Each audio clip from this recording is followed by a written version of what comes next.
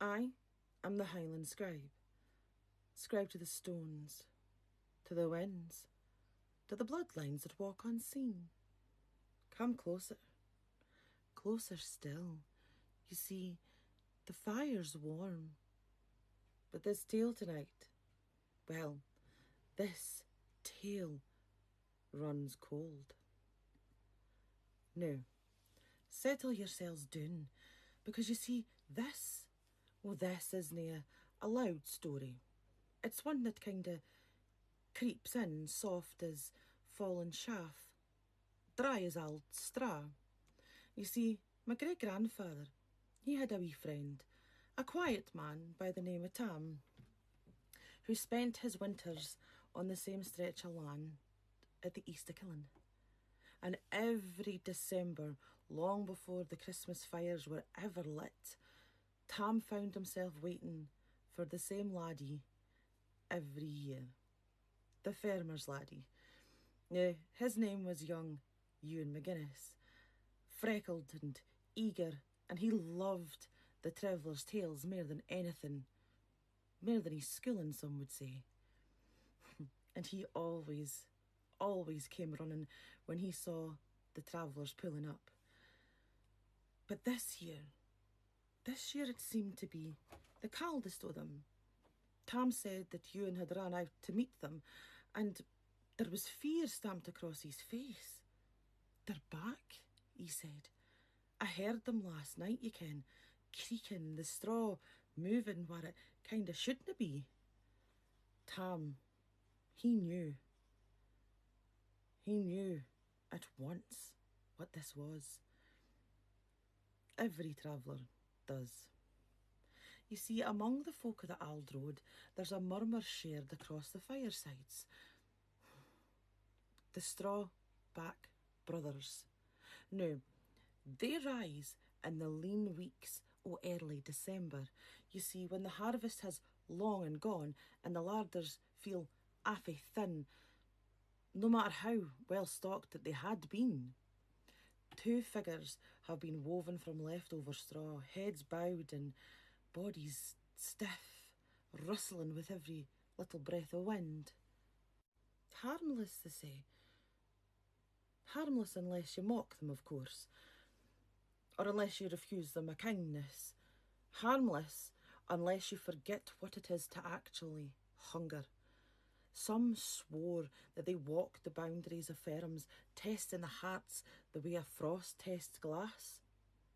But few ken where they come fae, except the very oldest. The Stewarts kent. You see, a long time ago, before Tam and before my great-grandfather even, before the roads were all fenced off, there was two young brothers fae a travelling family. Now, we'll call them Finn and Sorley. There was a year between the both boys. They had both had the same wild hair and the same knack for finding laughter, even in the harshest of times. But one December, you see, one December, their camp was pitched on the edge of a wealthy farmer's farm, and he himself was no a generous kind of man. He held to the belief that travellers were mischief makers and took more than they ever gave. But you see, Finn and Sorley, well, they meant nae harm. They were just boys, only 14 and 15, and hungry in a way that growing boys always seem to be, no matter what the season is. You see, they wandered far too close to the farmer's stack straw, and it happened to be one morning and it was bitterly cold. They were drawn by the warmth and the chance of perhaps a little crumb to eat.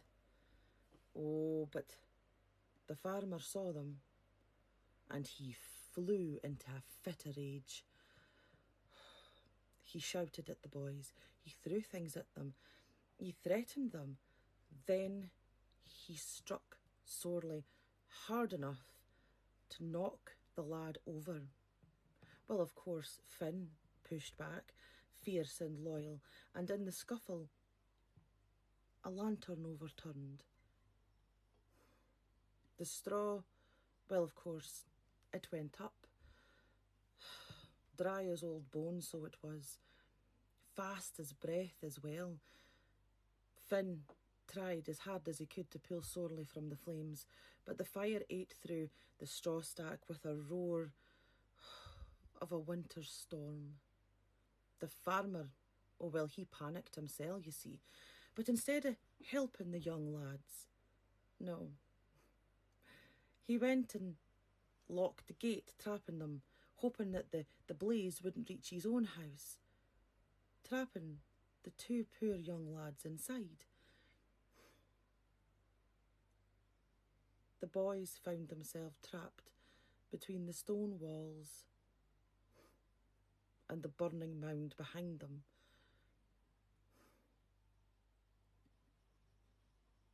Unfortunately, by the time help did arrive, the brothers were gone, buried under blackened straw, nothing but smoke and grief that sat in the lungs. Their families, bless their souls, buried what was left of them, what they could find. And the farmer, well, you see, he never spoke of it again. But winter has a way of remembering things that others try to forget. You see, by the 1st December after their deaths, the whispers began. Folk began talking about straw that would move on still nights and standing up in shapes of men at the edge of fields, of footsteps that creaked instead of thudding. 2 figures. There was always 2. Both the height of the Stewart brothers, both with heads bowed as if they were ashamed. Both drifting towards camps and doorstep lights with a sound like dry tears rubbing together. The travellers, of course, kent at once. Finn, who had shielded his brother, and Sorley, who had trusted so easily. Now, the laddies weren't malevolent. No. But they were hungry. No for food, no for warmth, but for the kindness that they themselves had been denied in their own life. So if you share even a crust of bread with them, they'll move on gently, refuse them, or mock them in any way. And the straw rustling beneath for 3 nights shut is a warning, a reminder, and a debt that they will come to collect. Now, back to Tam's story. You see, that December, it was a harsh one. The frost was crawling across the windows like something had intentions in it, and the fields around them were whispering at night as though they were restless themselves. Now, Ewan told Tam that his father had bought the farm years before. Tam just looked at him. He knew whose farm it was.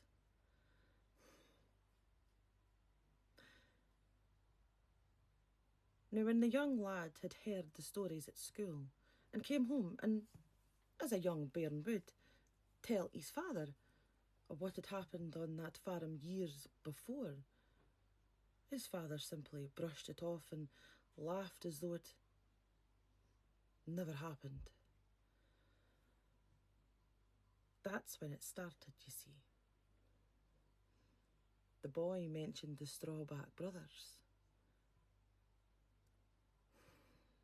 And that's when the troubles began. So, of course, when the bairn would hear the straw rustling outside, and he'd feel even colder than he should normally feel, whenever he brought it up to his father just dismissed it as Och, it's just the wind through the trees, laddie. Och, it's an old farmhouse, what do you expect? Ghost stories are for bairns. But it had been going on for too long. And Ewan was terrified. He didn't know what to do or where to seek help from. So when he told Tam, Tam understood what needed to be done. That night, Ewan again heard the creaking footsteps circling the house. Something began brushing against the walls this time. A rasping kind of sound, dry and rhythmic. And when he peered from his bedroom window, he saw two shapes standing at the gate.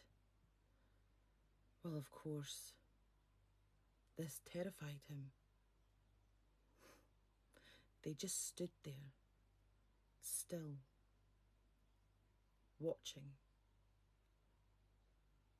waiting. Ewan took from his bed and ran down to the travellers' campsite and shouted on his friend Tam. Tam knew what must be done. He took Ewan by the hand and bundled him in his blankets and walked him back towards the fire. There, he tore a loaf of bread in half and handed one piece to his friend and said, "Now offer it with a clean heart. No fear, no mockery. They'll ken the truth in it." So Ewan stepped in and done what was asked. The moon was as thin as a sickle, and the two straw figures were waiting. Oh, he placed the bread in the frost-stiff ground, and he whispered the travelling blessing that he'd learned from Tam. For the road you walked, for the hunger you held, here is what little I have.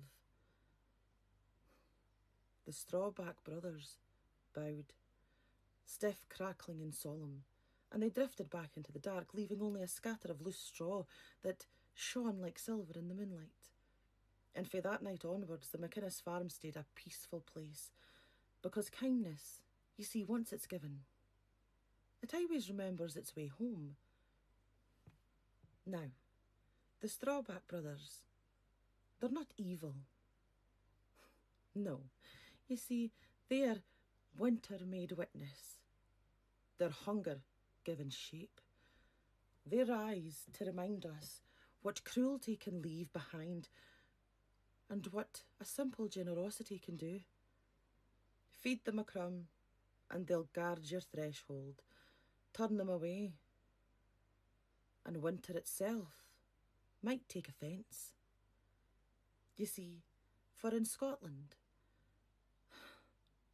in the lean weeks, generosity is a currency, and every heart is measured by what it shares in the cold.